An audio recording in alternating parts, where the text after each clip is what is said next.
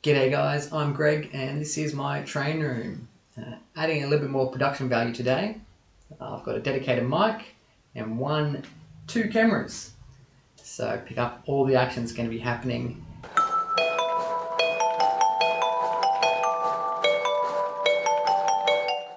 So the exciting news is baseboards are done. The last one went in a little while ago now, sorry, I've taken a while to record this video. But now all the structure is done and I can move on to laying track and running wiring and that next fun stage of model railroading. But before I do that, I just want to take you through the space as it is now and show you what the plans are for each module and also give you a little bit more tour of the room itself, not just the layout. So in front of me here is the temporary loop layout, I'm calling it. Just a very basic mock-up using Kato Unitrack, some spare track that I had laying around that I'm not going to use long term, but it does the job now. And this just adds a place to run trains around a loop.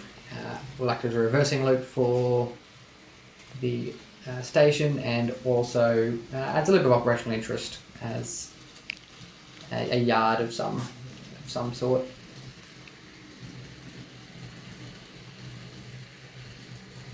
Let's take a look below this because I've added something extra down here. So underneath the layout here I have installed a little Lego table. This is a space for the kids to come down here and do a bit of co-playing while I'm up top there on the trains. And also look, I might have a little play with Lego myself when the kids are asleep too. So nice little space down here for them. I will add some LED strip lights in here just to brighten this place up a bit. But yeah, let's get back up and check out the actual trains. Alright, back up top, we'll move on to the next module along, which is the bridges module. So behind me is the bridges module. This will become the first scenic module of the layout where I can practice a multitude of different scenery techniques. Scenery isn't my favourite thing, it doesn't really interest me too much, but fortunately my partner has shown a little bit of interest in learning how to do scenery. She's much more creative than I am.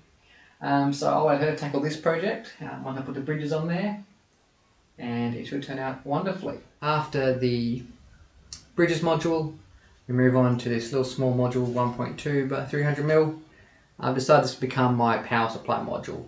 So I've got myself a old computer power supply that can provide 12 volts, 5 volts and 3.3 volts. So that should be enough to provide power to all different sorts of things on the layout here. And then finally the last module is this 2.4 by 300mm wide module that will become a representation of Sydney Terminal platforms 1 through 4. Now at this length it is very close to the prototypical length from the end of the platforms up to the single slip crossing. I think I lose about 32 scale meters, so I'm pretty happy with that.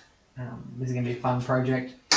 This board will be controlled either by JMRI or Arduino for route selection, and I'm really keen to get into that project. So I've just got a bunch of second-hand points.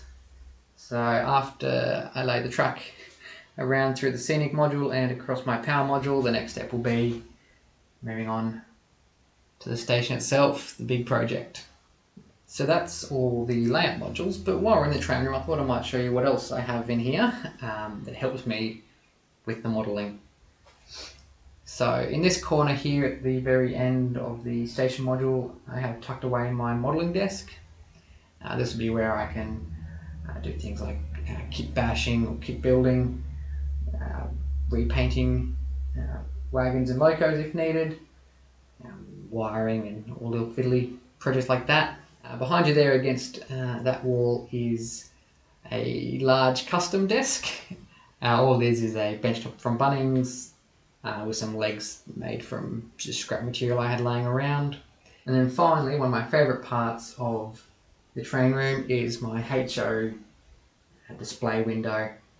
All of these trains here hold some sentimental value to me, and although I don't have the space to run them in here, it's nice to have them out of storage and on display. So that's the end of the video, guys. A little bit shorter than the other ones, I hope, just to give you a quick tour of the place.